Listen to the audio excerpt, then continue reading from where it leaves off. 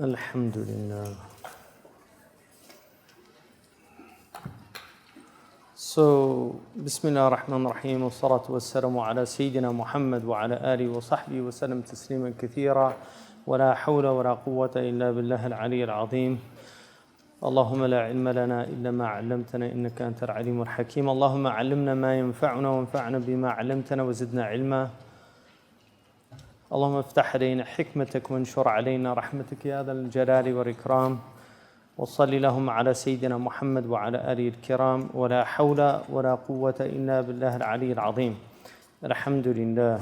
So to continue on, inshallah, this chapter is a very important chapter because he clarifies a lot of, or rather a section within the book. It's a chapter within the book of knowledge. So one of the things that he says, he actually begins this book with a hadith from Imam al-Bayhaqi, and also Ibn Abd al-Barr mentions it. So in light of some of you attended the Qigong session. The Prophet ﷺ was reported to have said, "Utub al-ilm walaw fi as-Sin," seek knowledge even walaw bis-Sin, seek knowledge even to China. And the ulama, they said, "Al-hikmatu nazarat ala thalatha." Wisdom has descended upon three civilizations: the aid ahl al-Sin, the hands of the Chinese, wa admighat al-Yunaniyin, and the intellects of the Greeks, but really it's that whole beginning in India, because the Greeks are actually part of the Indo-European, وَأَلْسِنَةَ الْعَرَبِ, and the tongues of the Arabs. So he mentions that hadith because the Muslims, they took knowledge, they were very syncretic in their approach to knowledge. If they found knowledge that was useful or beneficial, they would take that knowledge where they found it. So if they borrowed from Greek medicine, they borrowed from Chinese medicine, they borrowed from Ayurvedic medicine. They also developed their own theories about medicine. And they certainly borrowed from Greek logic. There's influence from the Nagarjunan logic as well.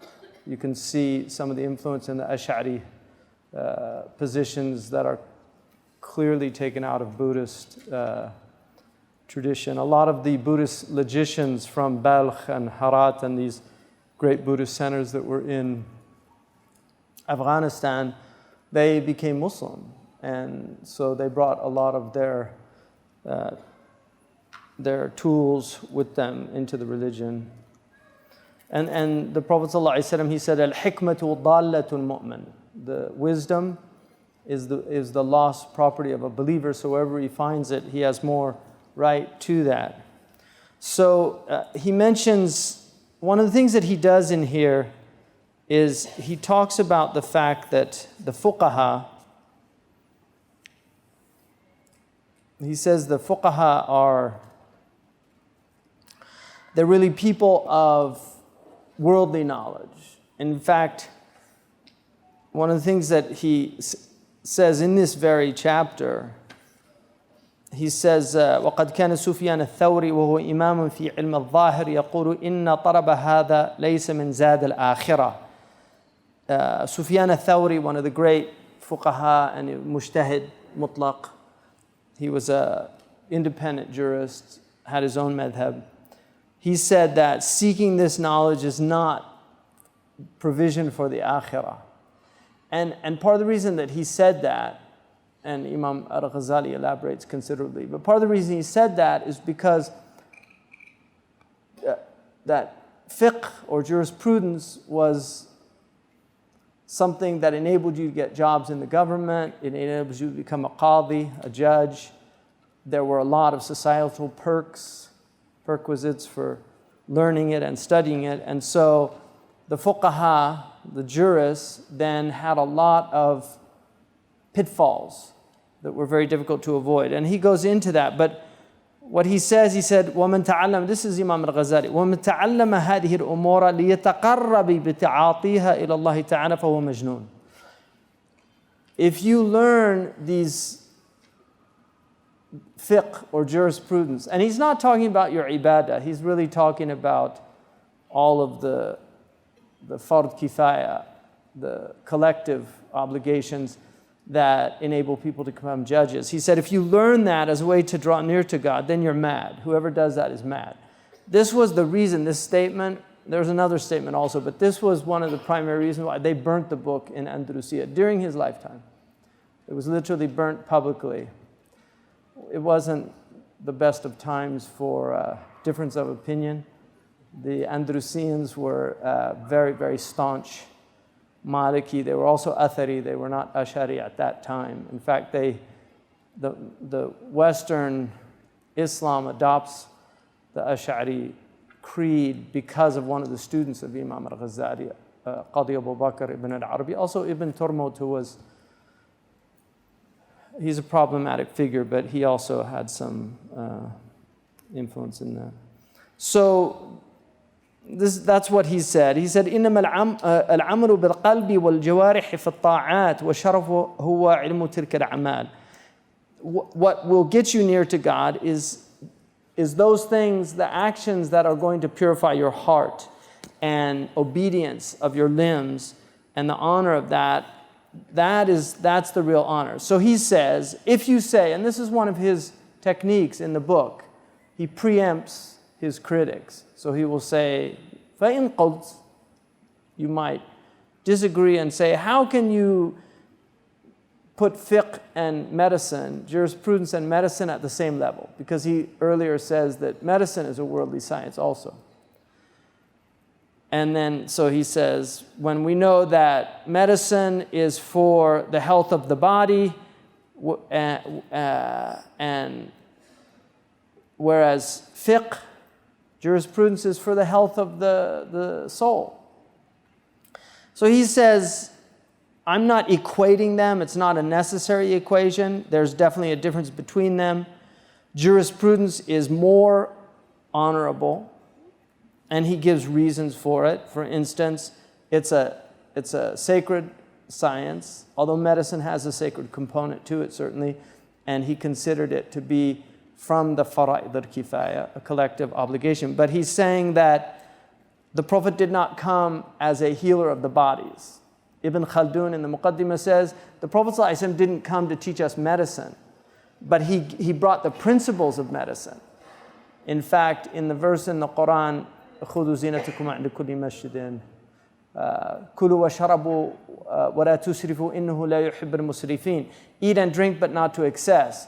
One of the Greek physicians in Alexandria, I think, or one of the Egyptian towns, when he heard that, he said, مَا تَرَكَ نَبِيُّكَ, I mean, it's from the Quran, but he said, مَا تَرَكَ نَبِيُّكَ شَيْئًا لِجَالِنُوس. You know, that your Prophet didn't leave anything for Galen, because so much of sickness is from overeating, taking more calories than you need. So when it says eat and drink but not to excess, if you're not excessive in your food and drink, then your body will be healthy. So he says that that fiqh, the second reason that it's more honorable, is that people that are seeking the next world have to have ways of doing that. Whereas medicine is something that the only people that need it are the sick people. If you're healthy, and there's people that go through life, they don't ever need a doctor. I mean, there are many places where there aren't doctors. I've lived in places where there's no doctors. Tuaymarat in Mauritania in the Sahara. If you got sick, you either died or you got well. There's no 911 or no ambulance is going to come get you. And unfortunately, in a lot of places, simply because they don't know about massaging the fundus and things after childbirth, women bleed out and die from things that are easily remedied with a little bit of midwifery and knowledge. So he says that you don't need a doctor except the sick people, whereas with fiqh, you need it. Whether you're sick or well, you need to know how to behave. And then he says, and the third reason is that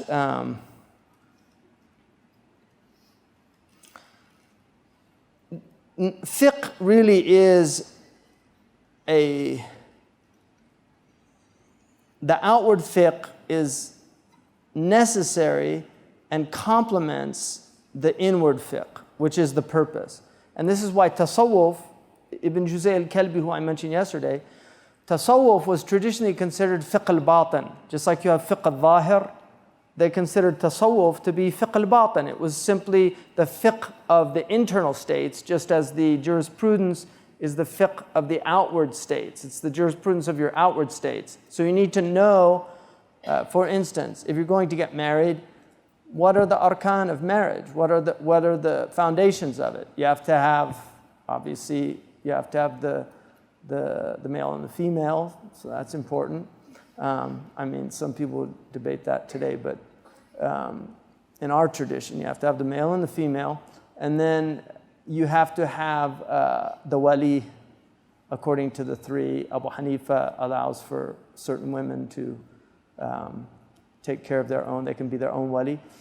You have to have a sadaq. There has to be some type of exchange. You have to have the sigha. You have to have some type of marriage ceremony in which one says, the wali says, I give this woman in marriage to you, and the man says, qabilta, I accept it. So you have to have that. And then you have to have witnesses. So that's the fiqh. But what do you do when there's problems in the marriage? What do you do when the hearts aren't right in the marriage? The faqih can't do a whole lot there. He can tell you, okay, here's the haqq and here's, but if the woman is always harassing the husband, or the husband is violent with the woman, the faqih can say, يَحْرُمُ عَلَيْكَ ضَرْبُهَا. It's prohibited to strike her. He probably knows that already, maybe not, because unfortunately some Muslims are under the mistaken assumption that somehow domestic violence is their prerogative as a male. But no faqih has ever said that in the history of Islam. It's not permitted to be violent with women. You can't hit an animal in any way that would harm the animal. So it's not really conducive to love in a relationship. So what happens though when his anger is like that? Well, there you need, لَيْسَ هَذَا طِبُّ جَالِنُوس وَإِنَّمَا يَخْتَصُ بِالنُّفُوسِ. This isn't the medicine of Galen. This is psychology. So now you need the psychologist, which is traditionally what the sheikh or the murabbi was. He was basically what we would call today a psychologist. And so that knowledge was very important to understand the nafs, the nature. For instance, Imam al-Ghazali says in another part in the Ihya about raising children, he said nobody should raise children that is unaware of the temperament of children, because human beings have temperament, and this was what you were given. Now, the best people are balanced people, but most people have, in traditional medicine, they have temperaments. So they have excessive heat, or they have excessive coldness, or they're hot or wet. And so those imbalances in what were called traditionally the akhlaq or the humors, I mean, a lot of people don't accept this anymore, but whether or not the humors are actual substances like black bile and yellow bile and blood and choler and phlegm, right? Whether these are accurate descriptions or not, most modern physicians would reject them. But the reality of the temperaments is real. In fact, the Myers-Briggs personality assessments correspond very closely with these traditional and ancient temperaments. Ibn Sina developed the psychology of the temperaments far beyond what Galen had done. So Imam al-Ghazali says it's important to know that, to know the temperament of a child, because if you're choleric, Safrawi, you're going to be inclined to get angry easier because you're hot and you're dry. And foods that are hot and dry are going to exacerbate your symptoms. And so there's a way to treat that just in diet. There's a way to treat it also in knowledge of self-knowledge, knowing that people get angry easier than other people. The Sawdawi, which is a melancholic personality, is cold and dry. And these are people that incline towards depression. Their anger tends to go inward as opposed to outward. The choleric, and they're related, the choleric and the melancholic. But the choleric will express it outwardly, inwardly, whereas the choleric will express it outwardly, the melancholic inwardly. So knowing that about yourself, that you incline towards a melancholic temperament, will help in understanding why, for instance, certain things affect you. If your spouse has that temperament, then that helps a lot to understand that, because you need to treat them in a different way. A sanguine temperament, which is hot and wet, and that temperament is, they're not affected by things. They're like water off the back. They're more cheerful. That we call it sanguine. These are words that are still remnants of this tradition in Western civilization. You know, phlegmatic person, a melancholic person. He's got a lot of bile. I mean, that's the choleric personality. And then sanguine means cheerful. So these, and then people have underlying, they have a dominant temperament, they have an underlying temperament. That's a very useful knowledge, Imam al-Ghazali says, to know the personality. So teachers should know what they're dealing with their students, because how you treat them is going to affect them. What you say to a melancholic person might have a far more lasting impression than, say, to a sanguine person. You actually harm them without knowing. And I heard Sheikh Abdullah bin Bayya once say that أكثر المشاكل في العالم الأمزجة. Most of the world's problems are a result of temperament. Just people's temperaments, because they don't understand themselves. So you have all these people out there that are just angry. They don't understand that they've actually got a temperament problem. You know, like we have children that have temper tantrums. We've got all these adults that have temper tantrums. You know, road rage is clearly choleric personality. Not everybody will do that, but a choleric person will do that. And if they understand that, then you can get to anger management, because choleric people need anger management. And the Prophet ﷺ gave us anger management. He said, for instance, sallallahu alaihi wasallam, if you get angry and you're standing up, sit down. Right? Because it's heat. Heat rises, so go against it.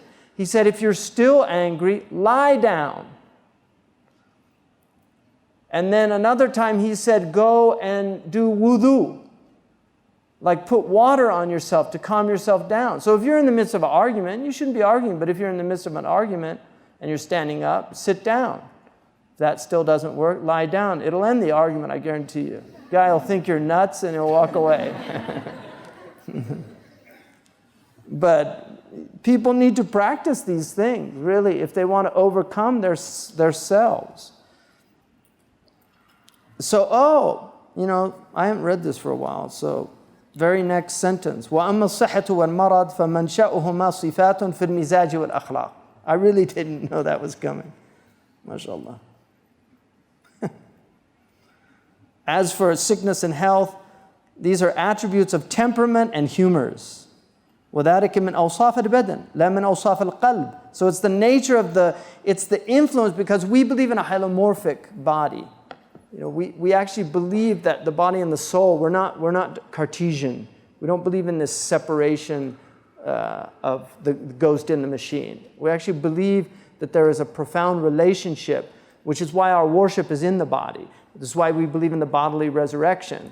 So the body is very important to us, and taking care of the body is important to us. And the body will affect the soul, and the soul in turn also will affect the body. So these are important points about that. So that's what he's saying. So he says, فَمَهْمَا أُضِيفَ الْفِقْهُ إِلَى الطِّبِّ ظَهَرَ شَرَفُهُ. So when this fiqh is added to medicine, you will see even more sharaf, more honor. وَإِذَا أُضِيفُ عِلْمُ الطَّرِيقِ الْآخِرَةِ إِلَى الْفِقْهِ ظَهَرَ أَيْضًا شَرَفُ عِلْمُ الطَّرِيقِ الْآخِرَةِ. And if you add knowledge of the next world to fiqh, then you will see even more. And this is why traditionally the ulama were also doctors. They studied the humors, they understood people, they studied psychology. It was very important for them to understand the nature. Much of the sickness that we see today, the depression that people have, is because they're connected to all these machines all the time, and which are having a negative effect on people. And because don't forget, those are radiation, they're literally dabdabat, there's vibrations coming out, they're affecting the brain, and the brain synchronizes with them. And then people don't go out in nature anymore. They don't look at nature, they don't experience nature, they don't breathe properly, they don't exercise. All of these things have an effect on us. And so a lot of people are actually very depressed simply because they're not taking care of their bodies. There's a lot of people sick for that reason. And that's why it's very important in our tradition to take care of the body. The Prophet ﷺ, in fact, in Imam Dhahabi's Tibb al-Nabawi, he says that in one riwayah, it said that his kitchen was like an apothecary because he had so many herbs and different things brewing at different times. And Aisha was asked, how did you learn knowledge of medicine? Her cousin asked her, how did you learn this knowledge of medicine so adeptly? And she said, I used to listen to the conversations of the Prophet ﷺ with the physicians. And we have an amazing hadith where the Prophet ﷺ, a man came to him and complained of his chest. And the Prophet put his hand on his chest and he said, Innaka maf'ud, you've got some heart disease. And he said, Ilhaq bil Harith al-Kadada, go to al-Harith al-Kadada because innahu yatatabbab, because he's a physician. So that's an example of the Prophet doing literally like a diagnostic scanning with his hand, sallallahu alaihi wasallam, and then giving a reference, referring him to a specialist. Amazing hadith. But Aisha radiallahu anha knew medicine very well. And the Prophet ﷺ gave us very profound medical advice. And there are hadiths indicating that people should move. Sayyidina Umar said, قِلَّةُ الْحَرَكَةِ تَعْقِلُ الْبَدَنِ. Not moving enough will create blockage in the body. And he said also, sallallahu alayhi wa sallam, Sayyidina Umar radiallahu anhu said, لا ترموا النخالة فإنها من الطعام. Don't throw the bran away, the fiber, because it's part of the food. Refined food, in other words. What people eat today, they're sick. We get all these diseases that they don't need. The Prophet ﷺ said one of the signs of the end of time is, he said, تظهر البواسير. You will see hemorrhoids widespread. Why? That's not a disease of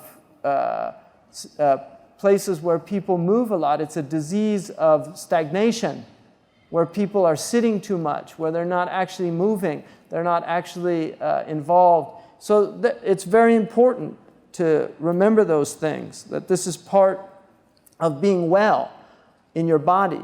Your body has rights over you. إِنَّ لِبَدْنِكَ عَلَيْكَ حَقٍّ. Your body has a right over you, to take care of it, to exercise it. And it should last, if you take care of it. People, it's amazing, like people, they eat terribly, they never exercise, and then they get a disease that is a result of their lifestyle, and then qadarullah ma sha'an fa'al. Mashallah. Ibtila. This is the way they look at it. It's just ibtila from God. No, it's an ibtila from your lifestyle. The way that you have lived has resulted in this. Don't blame God. Right? Take care of yourself. And then if you're doing all the things that you should be doing and you still get that, then that's a ibtila. But if you're not taking care of yourself, don't blame anybody but yourself. So then he says, now this is really important because we're getting to the فإن قلت فصل لي علم طريق الآخرة تفصيلا. Clarify to me in detail, what is this path of the akhirah that you're talking about? فَاعْلَمْ أَنَّهُ قِسْمًا. Know that it has two categories. عِلْمُ مُكَاشَفَةٍ وَعِلْمُ مُعَامَلَةٍ. In the translation, he interprets it as the knowledge of revelation, which is not that. It's the knowledge of unveiling or inspiration that comes. Mukashafa is the unveilings that occur to the heart, that these are tajalliyat. And the second is ilm mu'amala. So the first category, ilm al-mukashafa, is the knowledge of the inward, ilm al-batin. It's the knowledge of the inward. وَذَلِكَ غَايَةَ الْعُلُومِ. This is really the aim and purpose of all knowledges. All sciences, the aim and purpose of them is to understand the inward realities. These are the first causes. This is what true understanding is, to understand the first causes behind things. And the first causes are never outward. They're metaphysical truths that are behind the outward. And then he says, some of the arifin, some of these people of this knowledge of ma'rifah, they say, مَنْ لَمْ يَكُنْ لَهُ نَصِيبٌ مِنْ هَذَا الْعِلْمِ أَخَافُ عَلَيْهِ سُوءَ الْخَاتِمَةِ. If you don't have a portion of this knowledge, I fear for you a bad ending in your life. So what does he say about this?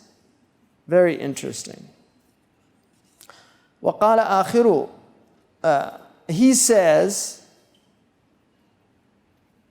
وَأَدْنَى نَصِيبٌ مِنْهُ التَّصْدِيقُ بِهِ وَتَسْلِيمُهُ لِأَهْلِهِ. The least portion of this knowledge is that you believe in it and its people. That there's people that have this knowledge. If you reject the awliya, right? Bad sign. أَلَا إِنَّ أَوْلِيَاءَ اللَّهِ لَا خَوْفٌ عَلَيْهِمْ وَلَا هُمْ يَحْزَنُونَ الَّذِينَ آمَنُوا وَكَانُوا يَتَّقُونَ. There are maratib, degrees of wilaya. There are degrees of wilaya. And wilaya is the special providence. Allah subhanahu wa ta'ala has given His entire creation providential care. All of His creation has providential care. Obviously, free will has an effect. And so you see a lot of evil and you see these horrible things. But it's not a sign that Allah's providential care isn't there. No, His providential care is there. That providential care, though, has degrees. And if you want more articulation of this, you can look at an essay that I wrote in the Dua al-Nasiri about that Allah's love is for His entire creation. His love is for the whole of creation. And this is from Amir Abdul Qadir al-Jazairi, who relates it to other scholars' understandings. This idea that God hates some of His creation, no. He has a mahabba amma and then a mahabba khasa. So when you see verses like, Inna Allah la yuhibbu al-zalimin, Allah doesn't love the oppressors, they don't get His mahabba khasa, they get the mahabba amma. There's bughd, because Allah hates, but not in you can't look at it in an anthropomorphic way, like it's emotion. That God's petulant and that He has love like we have love. That's a big mistake to do that. But Allah has created a creation out of His rahmah. And so to deny that rahmah, no. Rahmati wasi'at kulla shay. My mercy encompasses all things. And rahmah is from mahabba.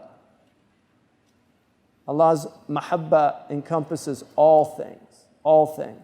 But that specific love is for the people of wilaya, and that love intensifies with the intensity of the wilaya. And so as people draw near to Allah with iktisab, and this is important to note because nubuwwah is ghayr muktasaba, but the Prophet ﷺ has wilaya and nubuwwah. He has both. His wilaya, because people will say, well, how is the Prophet special if Allah chose him? It wasn't a choice. He has nubuwwah, and it was just given to him, and there's nothing that he can do about that, right? It's just given. He's ma'soom, he can't make mistakes. But he has wilaya. The Prophet ﷺ has, and that's why he said when his feet swelled from ibadah, and they said, the Aisha radiallahu anhu said, Allah has forgiven you what went before and what went after it, and you're staying up so much in prayer at the night. He was older, that he was getting what they call venous stasis. So his feet were getting swollen from this. And he said, أَوَلَمْ أَكُنْ عَبْدًا شَكُورًا? Shouldn't I be a grateful slave? You see, that's his wilaya. Like he's acting, this is from him, this is his free will. The Prophet's free will is in the choosing of the good that he has. And so his nubuwwah and his wilaya, every prophet is a wali, but not every wali is a prophet. Right? And this is why the Prophet is over all, the one Prophet is better than all the awliya. So the Prophet ﷺ he's rising in those degrees.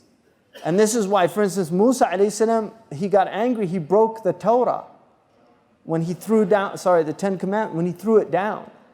فَلَمَّا ذَهَبَ عَنْهُ غَضَبُهُ, right? When that anger left, he picked them up again. But he was angry because he was a human being. So the prophets get angry, they have these human things, but they develop themselves in their lives here on earth while they're here. Their knowledges differ. Their knowledge at the beginning is not the same as the knowledge of the end. Qadi Iyad, for instance, says about the Prophet, when somebody said to him, Sayyiduna, he said, Bal Sayyidukum Ibrahim. No, your Sayyid is Ibrahim. He didn't know yet that he was over Ibrahim. That's one opinion about that. Because he's, Ana Sayyidu waldi Adam wa la fakhr. I'm the Sayyid of all of the children of Adam, and I'm not boasting. In other words, I'm commanded just to let you know this is my maqam. His maqam is over his father, Ibrahim alayhi salam. So there's an example of that. This is the inward realities. And this is what Mukashifa is concerned with for the awliya. And so he's saying the least that you should have is a belief in awliya. And every tradition has had these people. Every tradition that came from God, you will see that they had these people. And the early Christians had many, many miracles. People saw them with their own eyes. They had the gift of healing. They could lay on hands. People would be healed. They did miraculous things. This is well recorded, documented. And we know that there were miracles of the Jewish. The Prophet ﷺ gave us many examples of miracles that occurred at the hands of Jewish people. وَثْبِتًا لِلْأَوْلِيَا الْكَرَامَةِ وَمَنْ نَفَاهَ فَانْبِذًا كَرَامَةً. Imam al-Laqani says in the Jawhara that assert the miracles of the saints, and whoever rejects them, reject him. Because they're real. So you should at least believe in them and then recognize that they're real. And then another one said you have there's two qualities that if they're not in a person, they won't have any portion of this knowledge. The first one is bid'ah. You have to have a sound belief, true belief, and you have to have sound practice. So if you have bid'ah in your belief or bid'ah in your practice, and then that's why it's important to learn fiqh so you don't fall into, because bid'ah, a lot of people use that word, they throw it around, but they don't really understand it. And I think in some of the other classes they might have talked about the different types. Sheikh Jamal, I think, is going to talk about that if he hasn't already, about the different types of bid'ah. So he's talking about bid'ah madhmuma, unacceptable. And also he said, من كان محبا للدنيا مصرا على هوى لم يتحقق به وقد يتحقق بسائر العلوم وأقل عقوبة من ينكره ألا يرزق منه شيئا. He said that whoever loves this world or follows his caprice, he'll never realize this knowledge, even if he realizes all the other knowledges. And the least of his punishment in rejecting it is that he won't be given any portion of it.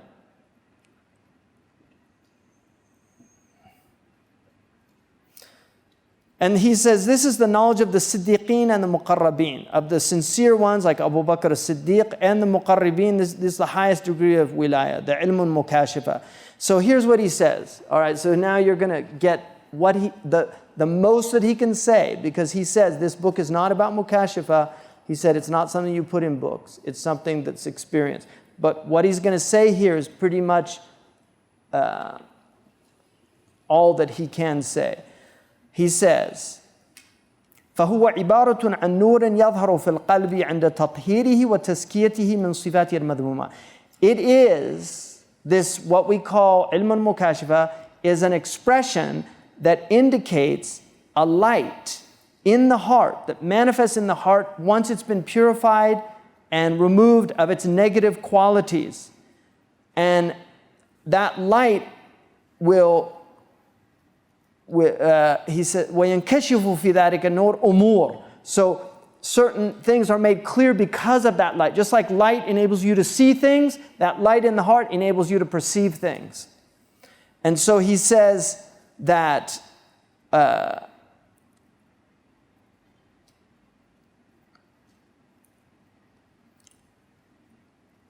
he says, فيتوهم لها معاني مجملة غير متضحة فتتضح إذ ذاك حتى تحصل المعرفة الحقيقية بذات الله سبحانه. And so before you really know it, that people can say things and they can have ideas of what these meanings are, just general ideas, but it's not clear to them. It only is clear when that true knowledge emerges about the nature of Allah subhanahu wa ta'ala.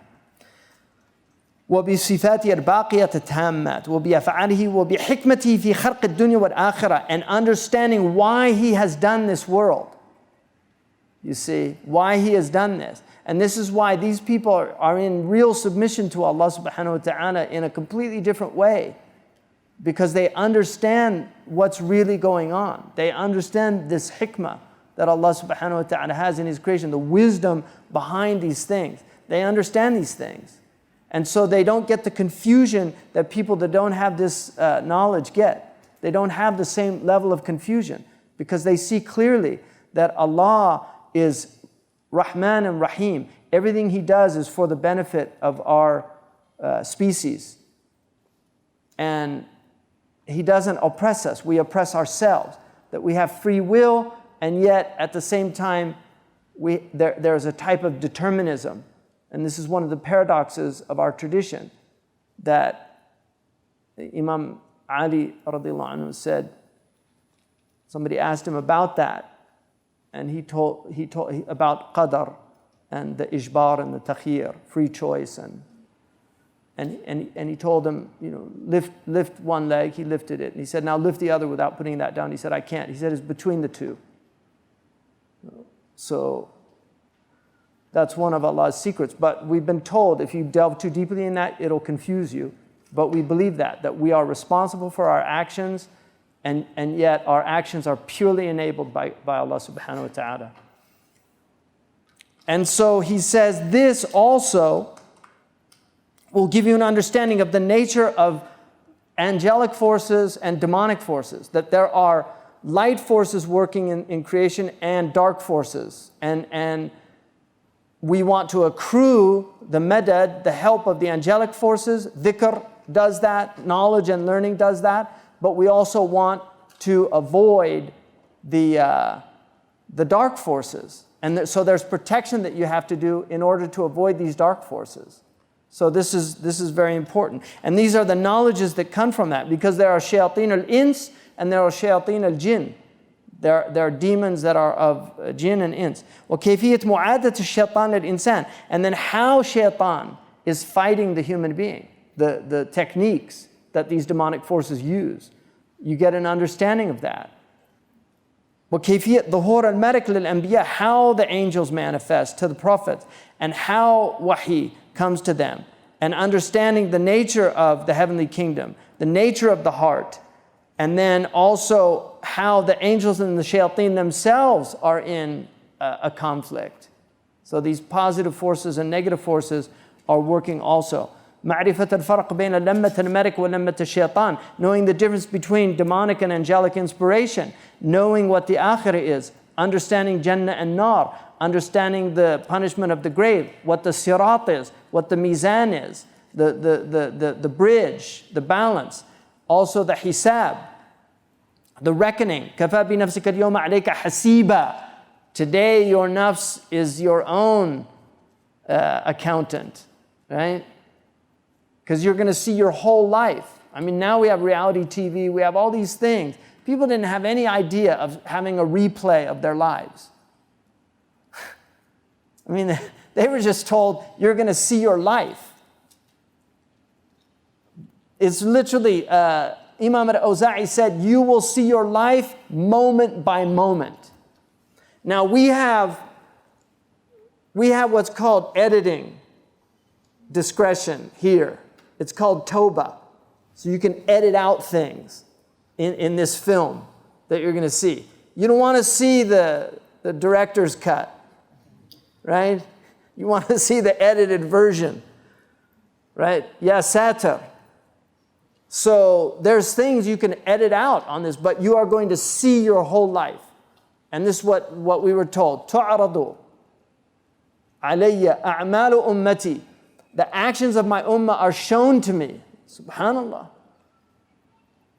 The actions of my ummah are shown to me.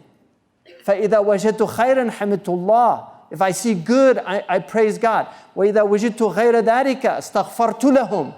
And if I see other than that, I beg forgiveness of them.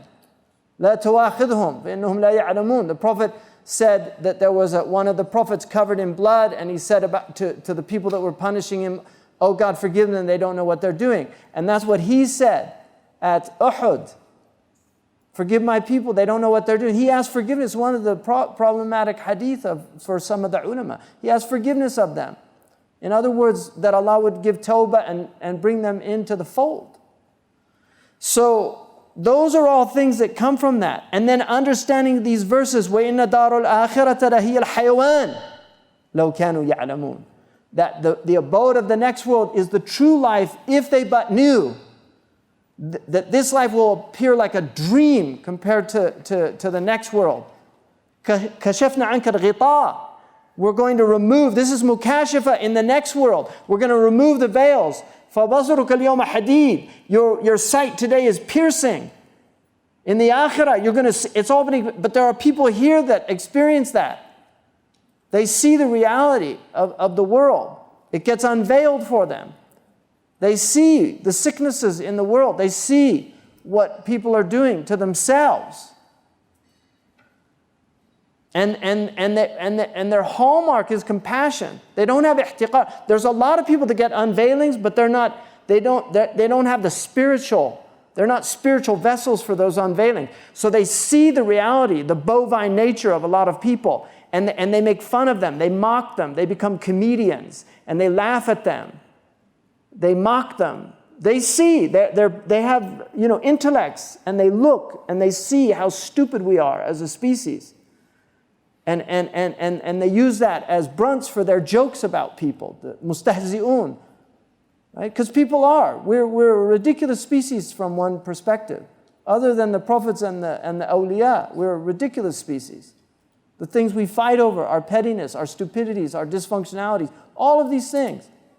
We're the brunt of jokes. But when you have the prophetic heart, when you have the heart of wilayah, you have compassion for these people.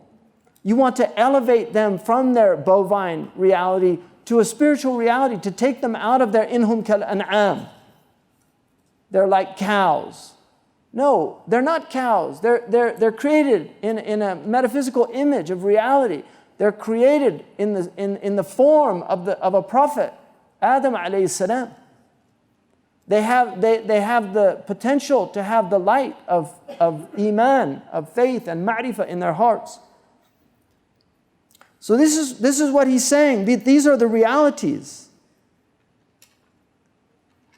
And so he says there's maqamat for all of this.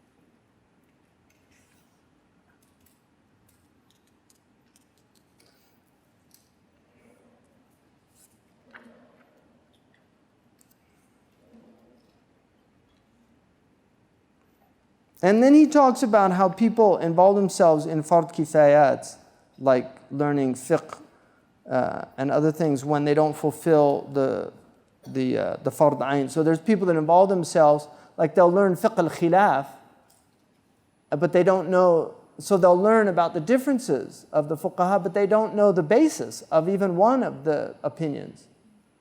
And so they put the cart before the horse. And he talks also about, he says, why do they learn the fiqh? Because they want to get, he said, they should be learning medicine. Because he said, he said, we've got a lot of fuqaha, we don't have doctors. He's talking about in his time. He said, we have a lot of fuqaha. Why are they all going to fiqh? And they're leaving medicine to the Christians and the Jews. Why? He said, because they want the awqaf. They want to be in charge of the awqaf.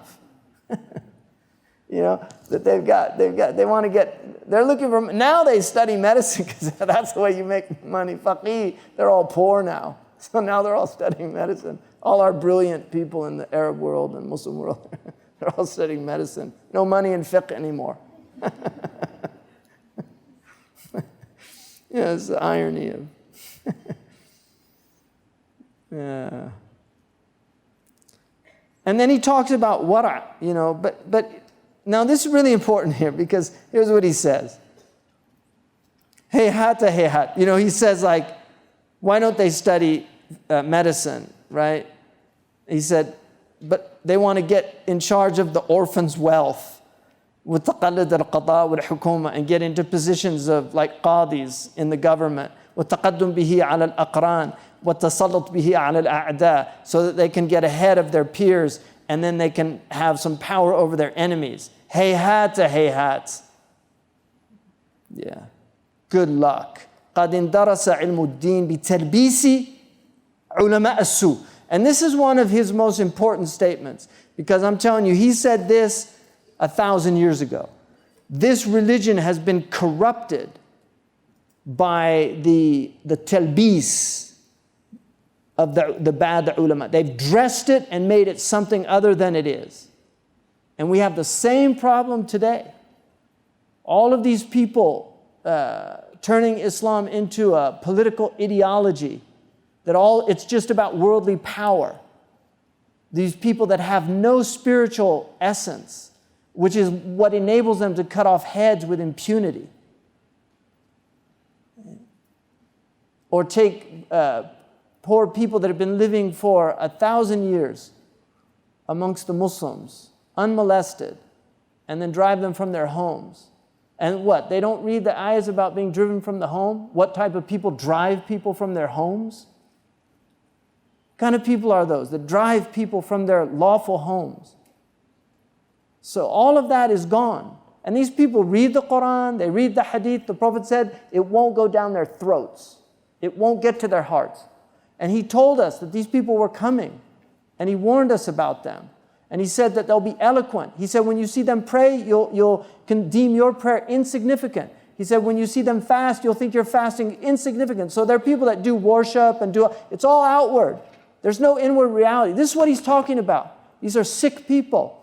And this is what he was fighting in his own lifetime. And if he was alive today, they would be attacking him. Right? We can honor him now because it's 1,000 years ago, right? The only good saint is a dead saint.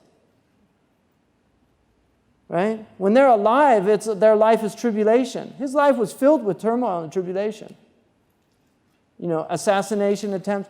SubhanAllah, his own teacher, there's several assassination attempts, you know, on these people. They had terrorists, they were called the Hashashun, you know, the assassins. They were at their time. His own patron, Nizam al-Mulk, one of the great kings he was a minister, but really one of the great rulers of our tradition, he was assassinated by one of these mad people. You know, this poor man that was here, the foreign minister, he's had several assassination attempts. Because they're not good enough. Right? Not just enough. Everybody's a zalim in their eyes, except themselves. They're not zalimun, but everybody else is a zalim. Right? I'm setting it straight. إِنَّمَا نَحْنُ مُصْلِحُونَ. That's what they always say. We're setting things straight. They're the mufsidun. أَلَا إِنَّهُمْ هُمُ الْمُفْسِدُونَ. They are the corruptors. They're the ones sowing corruption. وَإِذَا قِيلَ لَهُمْ لَا تُفْسِدُوا فِي الْأَرْضِ. If you say to them, don't sow corruption, إِنَّمَا نَحْنُ مُصْلِحُونَ. We're setting things right. أَلَا إِنَّهُمْ هُمُ الْمُفْسِدُونَ. No, they're corruptors.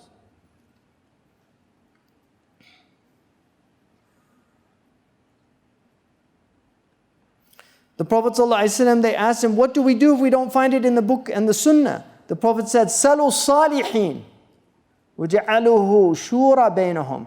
Ask righteous people. People that have, their nafs are purified. Ask those people. Don't ask the faqih. Right? Don't ask the faqih. In other words, this outward scholar that hasn't done anything to improve his own soul. Because they've got all the loopholes. Like they'll justify the most heinous crimes. They justify blowing up babies. Really. They use the hadith and the Quran to justify all their heinous crimes. They do. Because there's nothing there in the inward. There's no rahmah, there's no shafaqah, there's no musharaka wijdaniyah like the Arabs say. Imam Junayd, rahimahullah, said that once Sariya Saqati was his uncle and also his spiritual teacher, he said to him, when you leave my gathering, who do you sit with? And he said, al-Muhasibi, Harith al-Muhasibi. He said, فَقَالَ نعم خذ من علمه وأدبه ودع عنك تشقيقه للكلام ورده على المتكلمين. Take from his knowledge and his adab,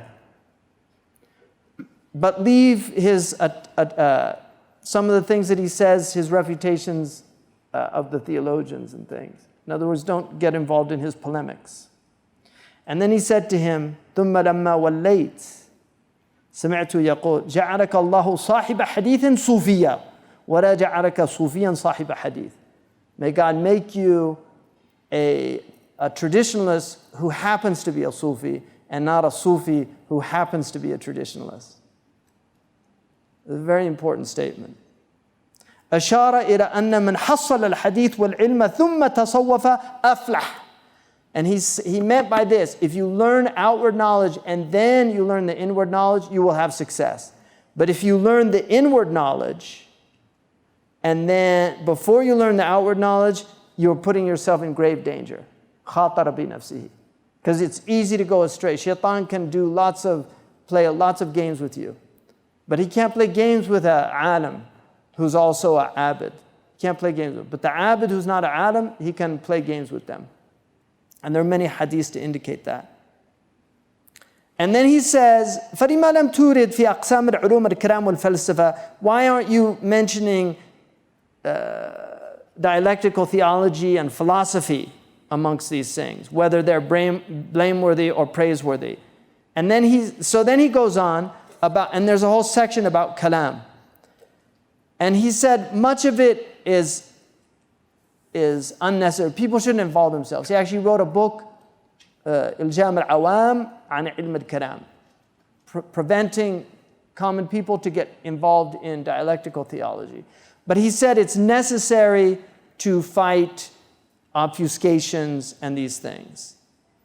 But he said some of it really doesn't have any relationship between the religion that's sound. But about philosophy, and this is important, he says philosophy is not a science in and of itself, but it has branches of science. One of them is geometry and mathematics. And this is what we call now theoretical mathematics, which is a type of philosophy. So he's saying that they're permissible. And also they can go under the fard kifaya, because people need to know these things. So he mentions that. And then he says the next is logic. وهو بحث عن وجه الدليل وشروطه ووجه الحد وشروطه وهما داخلان في علم الكلام. Logic, he argues, is a propedeutic knowledge. It's a necessary introductory science to all the sciences. And he considered it very important. He wrote 7 different treatises. He wrote 5 books on logic and a few treatises on it. So he considered it very, very important. He actually wrote one book. He removed all the traditional terminology just to make it a little more palatable to some of the fuqaha that didn't like the terminology of it. But he was a master logician, and it enabled him, obviously, to win all the debates that he got into. But he recognized the importance. He considered it to be like grammar for the mind. It's the rules of syntax for thinking. And then the ilahiyats, and he said this concerns metaphysics, theology, and he said they have a lot of different madhabs. He said some of it is kufr, some of it is bid'ah. He actually identifies in Maqasid 20 positions. 3 of them he considered kufr, 17 he considered to be bid'ah. And then the fourth, and this is important, are the tabi'iyat. And these are what we would call today natural sciences. Because traditionally, natural sciences went under the category of philosophy. So natural sciences were part of philosophy in the past, which is why a lot of people look askance at philosophy because a lot of the philosophers were very wrong about their scientific conclusions about the world. Aristotle makes egregious mistakes. But because of their flaws in natural philosophy, they reject ethics, for instance, or logic. And these are mistakes. So he says something very important. بعضها مخالف للشرع والدين الحق. Some of these sciences go against the religious truths. And this is important because natural sciences are sometimes in real conflict with revelation. And this is why it's very important to be careful with these things, because natural sciences are attempts to understand the world. These attempts often involve cosmology. I'll give you an example. One of my sons was studying biology, and his biology teacher started talking about where everything's created from. In other words, he went from biology to cosmology. Instead of sticking with biology, which is the science of living things, he moved to the science of being, which is ontology, cosmology. This is a whole other branch. But philosophers like Dawkins is a biologist. But very often scientists, because they recognize how insignificant their knowledge truly is in relation to the big questions of existence, they often have this impulse or urge to engage in metaphysics and philosophy, even though they're not trained in these subjects. But they're clever people, they read books, and so they begin to espouse positions about the world, where it came from. Biology is very different. So this is important to note, that a lot of their cosmological conclusions are simply false. For instance, they don't believe in a creator God, most of these cosmologists. They say that if the Big Bang occurred, then there's probably alternate universes. So it's just a universe begetting another universe. That's a pure conjecture. And then they have magical formulas that they put on the board. You know, they write all those magical formulas. You see pictures of Einstein, and it's all magic, gibberish. You know gibberish? You know gibberish, where that comes from? It comes from Jabir bin Hayyan. Because when Jabir's books reached Europe, they couldn't understand them, so they called it gibberish. You know, that's true etymology. So they put up all these things, and of course you don't understand. There's only 15 people on the planet that can understand them, right? But he's saying, oh, here, this can happen in quantum physics. Things can just pop into existence. ما أشدتهم خلق السماوات والأرض ولا خلق أنفسهم. We didn't show them the creation of the heavens and the earth. We didn't even show them their own creation. You weren't around when your zygote got out of control, right? You weren't around. You weren't consciously experienced those mitotic cell divisions in the womb of your mother, right? Allah didn't even show you your own creation, and yet you're going to philosophize about His creation, right? He didn't show. We weren't there at the singularity. We weren't there at the Big Bang. It's all, these are conjectures. And this is the arrogance of human beings. Right? This is the arrogance of human beings, that the intellect can take you to all knowledge. And that's why they're waiting to discover these things. You know, like the biologists, they met with God, and he asked them what they were up to. He said, well, we've got rid of you. He said, how'd you do that? He said, well, we showed how you can get life without you. He said, well, how'd you do that? He said, well, first we take some cosmic dust. And God said, wait a second, hold on, get your own dust. So that's the difference between cosmology and biology, right? Where did matter come from? Even if you determine that life came from some comet that landed on Earth with some, right, in some, they call, what do they call that swamp? The primordial soup, right? And then also the whole, I mean, anyway, there's a lot of problems. So just, he's pointing that out, that they have problems.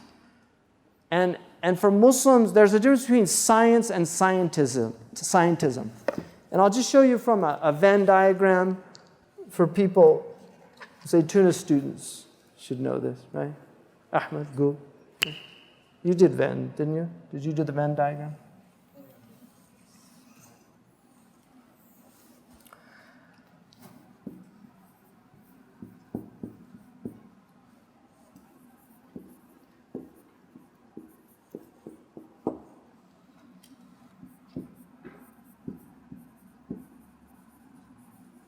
So, you know, Venn diagrams are ways of understanding logical positions. But if you look at, here's the circle, this is truth. And then this circle is belief. Not all things that we believe are true, right? And there's a lot of truth out there that we have not discovered. But what we call knowledge is where truth and belief correspond. That's true knowledge. And when you get into epistemology, you have what's called justified true belief, right? So you have a proposition. Yesterday, Erdogan won the presidency of the AK party, right? Okay, so I believe that. My belief is justified because I was in Turkey. I saw all those blaring horns. I saw pictures everywhere of Erdogan, you know, running for president. And I read in the newspaper that he won with a 52% lead or something like that. So I have a justified true belief. So it's true, I believe it, and they correspond. And this is our traditional understanding of truth. Muslims adhere to what's called the correspondence theory of truth. It's no longer really accepted in Western epistemology. They don't believe it after Kant, and Kant called his whole revolution the Copernican revolution of epistemology. He turned everything upside down. People don't believe these things anymore. But we actually believe that God gave us intellects that correspond with the world he created, that there's a correspondence between our intellects and the world. And so there's a reality out there, and there's a concept of a reality that is in here, and it corresponds. It doesn't mean we can't be fooled. We can, and Allah has told us that. We can be fooled. We can have beliefs that do not correspond with reality, and we can be justified in believing them up to a certain point. Like, for instance, the geocentric model, which survived for many, many centuries because it made sense. And we don't talk about Earth turns. What a beautiful Earth rise, Earth spin. You know, nobody says that. We talk about sunrise, moonrise. We don't say, oh, amazing Earth spin this morning. Nobody says that. Why? Because you can't experience the movement of the Earth. But we have enough, there's a lot of evidence, even though Stephen Hawking in his own book said there's still valid perspectives. He actually said that in the last book he wrote, that the Ptolemaic worldview, it's still a sound position. But there's a lot of evidence that it's not the way things are actually happening. Even though we don't experience it that way, we still experience a geocentric world. That's the way Allah has made it. So it's fitrah to experience a geocentric world, but that doesn't mean that that's what corresponds with reality. And the Muslims had an interesting distinction between what they called sharia and haqiqah. So traditionally they differentiate between sharia knowledge and haqiqah, reality. And the sharia, for instance, in sharia, God speaks to us from a geocentric perspective. He talks about the sun rising. When the sun reaches the 90, that's when we pray. So that's sharia. It doesn't necessarily mean it's, I mean, if we took all these modern sciences, we know that the sun, if you see it on the horizon, 8 minutes after it's set, it's still on the horizon, right? So if you went by haqiqah, it's already set, but you can't break your fast 8 minutes early. I just put something out there. There's going to say, no, I think you can. Yeah. No, you can't break your fast 8 minutes early, even though we know the sun's already actually set. But that's the time it took, 92 million miles away, the sun. That's the time going at 186,000 miles per second. That's the time it took the light to get here. It took 8 minutes. So the sun's already gone down. By Sharia, we ignore that fact. Right? That's considered pretty much factual by science. We ignore that. So that's very important that he points that out. And then he says that these physicists are like doctors, only the doctor is considered with the motion of the body and how it's sick and how it's well. Whereas they look at all bodies and look at it from the perspective of change and motion, right? Which is what calculus, I mean, this is the science of studying change and motion, acceleration, how things change as they move, right? And so he says, أما علومهم في الطبيعيات فلا حاجة إليها. He's saying there's no real need for it. Now you don't need it to have a healthy society, but it improves and it also harms life. So it has benefits and it has harms. I mean, all these modern sciences have brought great benefit to human beings, but they've also brought great tribulations and in some ways brought us onto the brink of environmental disaster and psychological disaster. I mean, emotional meltdowns, people aren't doing very well.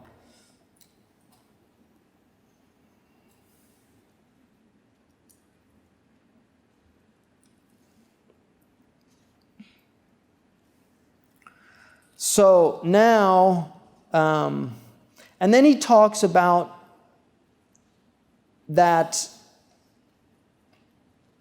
the Sahaba were ulama of the akhirah. They weren't ulama of the dunya. And he said the Prophet ﷺ he left behind all of these great knowledgeable scholars of the akhirah. And yet he said, if you look at the reality of it, here, he says here, that the Prophet ﷺ left alaf min as-sahabati radiyallahu anhu, kulluhum ulama'u billah. All of them were Gnostics of God. They all knew God. أثنى عليهم رسول الله صلى الله عليه وسلم, and he praised them. ولم يكن فيهم أحد يحسن صنعة الكلام. They weren't good at writing. They didn't leave books behind.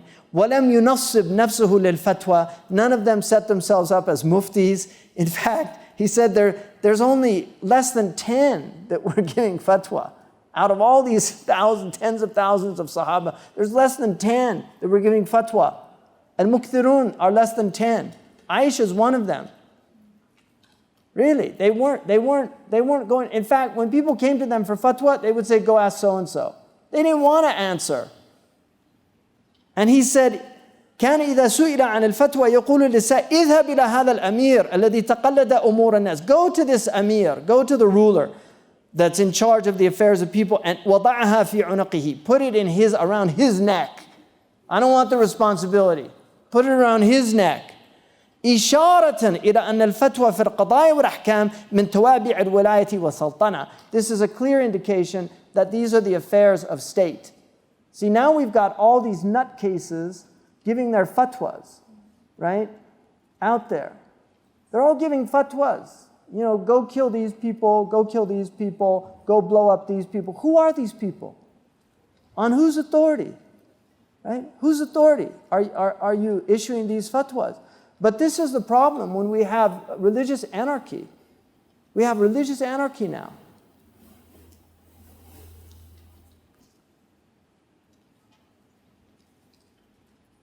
He said they weren't interested in shuhra, in being famous. They weren't interested in winning arguments. He said, Abu Bakr is not, his fame is not because he was the caliph. He said, we know about him because of a secret that God put in his heart.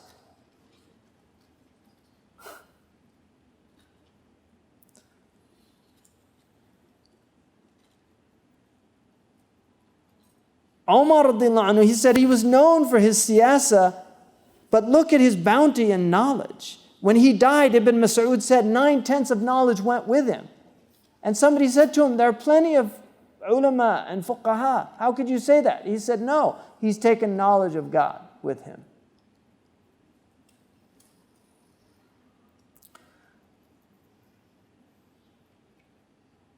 And then he says the fuqaha and the mutakallimun, jurists and theologians, and then the khulafa, the qadat, the ulama, he said they go into different categories. He said some of them, they actually desire God for their knowledge and their fatwa, and they're defending the sunnah.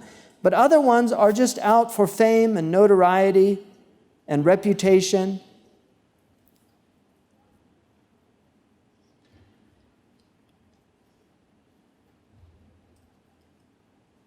He said, not every action is knowledge. He said, the tabib, the doctor, can get close to God through his knowledge.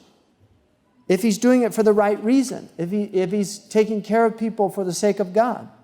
And he said, the sultan also has that. He can be pleasing to God. And he said, and so if you want to know the ways to get to God, there's 3 ways. Ilmun mujarradun, pure knowledge. And this is, he said, this is ilm al-mukashafa. And this is very interesting because what he's saying, and this is something modern Muslims have no understanding of this. It's the gift of presence. It's the gift of being. There are people that their gift is simply their presence. And in our tradition, we've always had contemplatives, people that have lived a contemplative life and have not been active in worldly affairs. One of my own teachers, Murabit al-Hajj, he left the world. He actually fled a town. He was raised a Bedouin, but he fled a town because he thought there was so much corruption. And when I went to that town, I felt like I was in Medina in the 8th century. It was so amazing. Every night it was just, all you could hear was the Quran. Like Dawi al-Nahl, literally. I'm not romanticizing Gero. I saw it with my own eyes. Literally, we sat up at night, I used to go up after Isha, and we would go up on a sand dune, and there was no electricity, so all you could see was some candlelight in some of the houses. There was no electricity, it was all mud houses. There was no pollution, couldn't see any litter. The whole town, all you could hear was Quran. It was amazing. I cried several times just looking at it, just thinking, what is this place? That's gone. If you go there now, all the houses are made out of cement. There's garbage everywhere. There's all these telephone wires everywhere, satellite dishes everywhere, and at night they're all watching satellite TV. It happened in my lifetime. I saw it with my own eyes. Amazing. But Murabit al-Hajj left that place because he thought it was too corrupt for him. And he went to a very hard place to get to. And when I got there, one of the first things he told me, he said, I put a barrier between me and the people of dunya. So he said, people of Himma get to this place. But he's pure contemplative, but he taught. That's action in that he was a great teacher. And many, many people, literally thousands of people studied with him over his because he taught for about 90 years, I think, close to.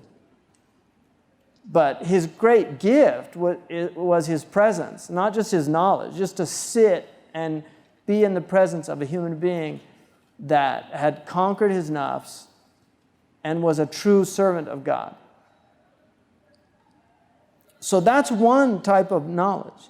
وَعَمْلٌ مُجَرَّدٌ. And then pure action.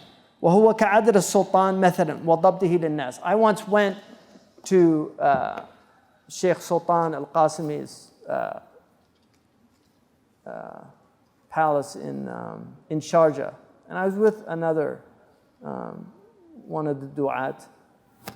And I've been in several of these type places, but there was definitely a palpable sakina there, you know. And I remember I said to the person I was with, I said, SubhanAllah, there's a sakina here, like tranquility. And he said, Na'am, dhikrullah. And I said, I don't think so. I think it's justice, because the dhikr of the sultan is being a just ruler, not being unjust. That's a dhikr of a sultan. You don't want a sultan that's, you know, Imam al-Ghazali, one of the sultans at the end of his life came to study with him. He said, no, you go and do your work. You're not supposed to be here. This is not, go and do your work. Take care of the poor people, help the oppressed people, do those things. That's what the sultan is supposed to be doing. So he's saying that people of action, that's a life. And they could do that. And then he said, and then murakkabun min ilmin wa amal. And he said, this is the highest. Because he said, huwa ilm tariq al-akhirah. This is really the best, those who join knowledge and action. And he said, these are the ulama wal ummal, the people that have knowledge. And Murabt al-Hajj is really from that, because he did that's what he did his whole life, was teach. And so he said, look at yourself. And who do you want to be in? Which hizb do you want to be in on the Day of Judgment? Which group do you want to be in?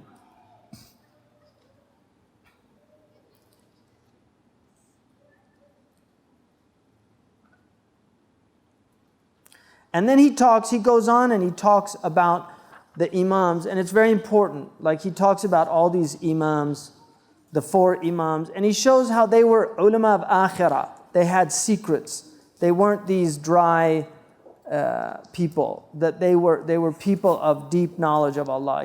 He begins with Imam Shafi'i, that's his imam, then he goes to Imam Malik, and then he goes to Imam Abu Hanifa, to show that these, and then Imam Ahmad and Sufyan also.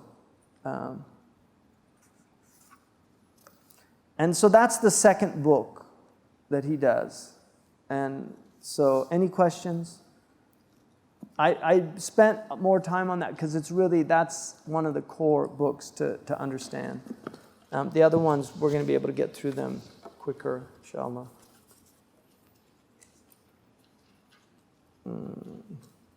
What book do you recommend to learn the temperaments and the foods related to them? There's a good book called The Temperament God Gave You, because the Catholics still have this tradition, even though they got it from us. Because they translate all those Arabic books. Because Ibn Sina really developed this, and then it got into the Arabic tradition. I mean, his book was taught in Europe for centuries. So the Catholics believe in this temperaments. Can you please elaborate on what Ghazali says about how learning inward knowledge prior to the outward can lead you astray? Well, there's a lot of, Imam Malik did not like to be asked about gharib al-ilm. And the Prophet ﷺ, a man once asked him about the sa'ah, and he didn't say anything. And later he asked where's the man asking about the end of time? And the man said, it was me. He said, ماذا أعددت لها? What have you prepared for it? Right? In other words, that's more, we know it's coming. That we know. We have certainty about that. There's signs. The Prophet told us about the signs. But the real matter is the readiness is all, as Hamlet says. To be prepared for death, that's the purpose. Because the end of time really is the end of your life. And we don't know when that's coming. So the man said, مَعَدَدْتُ لَهَا كَثِيرَ الصَّلَاةٍ وَلَا صِيَامٍ. I didn't prepare a lot of prayer and fasting. إِلَّا أَنِّي أُحِبُّ اللَّهَ وَأُحِبُّكَ يَا رَسُولَ اللَّهِ. He said, the only thing I have is love for you and love for Allah. And the Prophet said, الْمَرْءُ مَعْ مَنْ أَحَبَّ. A man's with the one he loved. That's why I don't underestimate mahabba, if it's real, if it's genuine. And Anas said, we were overjoyed with that more than anything we'd heard. So that's important. Any other questions?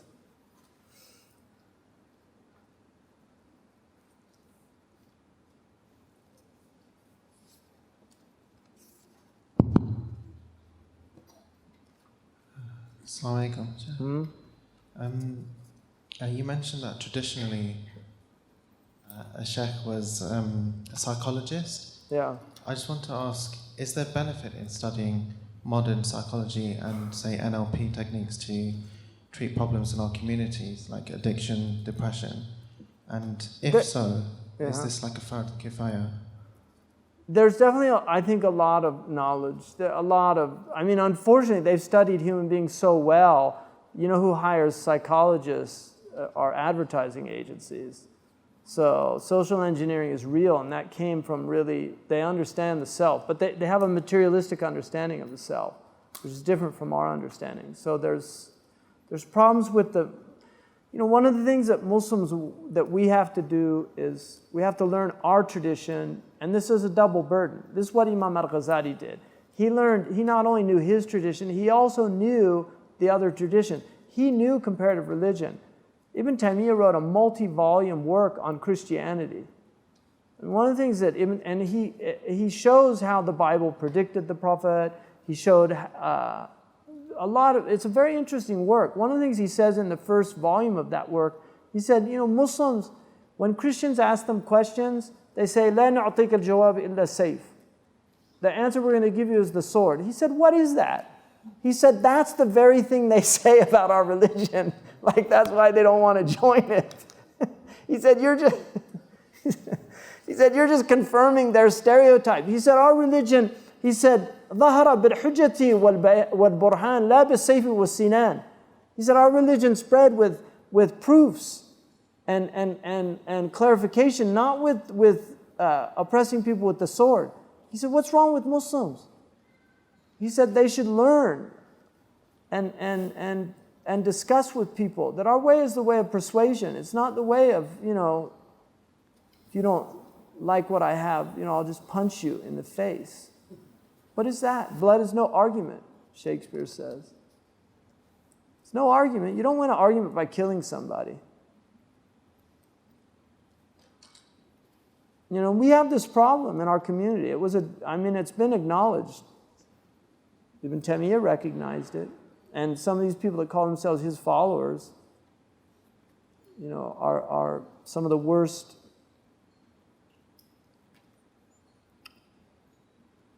criminals. What is the second of the two things if one has? Good catch, because I didn't mention it, did I? Good catch. Kibr, arrogance. If you have arrogance, bid'ah or arrogance. He said these two things, the heart it's just not open to illumination. Can you repeat the 3 ways to get to God? What he said is that you can have pure knowledge, which is contemplation, where you really come to know God through contemplation, meditation, and then action. So you have an activist life. It has to be guided by knowledge, but you have an activist life. You're out doing things in the world, setting up orphanages, taking care of people, right? A governor, a ruler. Rulers, we want good rulers. This whole idea of, we want people like that, and we should pray for them and support them, like the Dawood Alu, Erdogan. They're politicians, and they're in complex societies. So there's always going to be, they're going to make mistakes. They're going to have problems. They're not going to please everybody. They're going to do things that might not have been the wisest thing to do. Sometimes you're going to have oppression. The Prophet ﷺ said that Najashi, was a just ruler. And yet we know from the hadith there were people that were oppressed. One of the Sahaba mentioned that they saw a woman knocked over carrying an old woman carrying a jar. And she got knocked over by some bullies. So in every country you're going to have people that are wronged, and then you're going to have people that have grievances, legitimate or perceived. There's people in this country that want secession, right? The Kurdish people were victims of colonization because they were put into all these different countries and the borders before they moved very freely. Kurdistan was, but now there's problems because of these borders that were demarcated. Because the Ottoman Empire, which was not a Turkish empire per se, it was a multicultural, multi-ethnic civilization, and the rulers were not Turks. Towards the latter period of the time, they had more European blood than they had Turkish blood. It's a well-known fact. And then joining the two are people that have solid knowledge and people that are people of action as well. And those are people, that's the preferred position, to join the two. That's the Prophet's sunnah. But Uwais al-Qarni retreated from the world. At the end of his life, he came out and he actually did do some things, but generally he was a contemplative. And then there are other people of action. Although he had a considerable amount of knowledge, he was a man of action. Somebody like Hajjaj ibn Yusuf. He's got his faults, but he was definitely a great man. Nobody can deny that.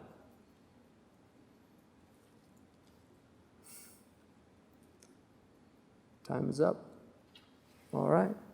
Alhamdulillah. So, inshallah, the next two will be quick. So we'll get through this, inshallah, bi'idhnillah. But I wanted you to really have a good understanding of what he was talking about.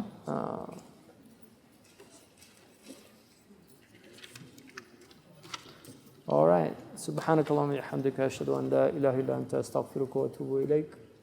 جزاك الله خيرا.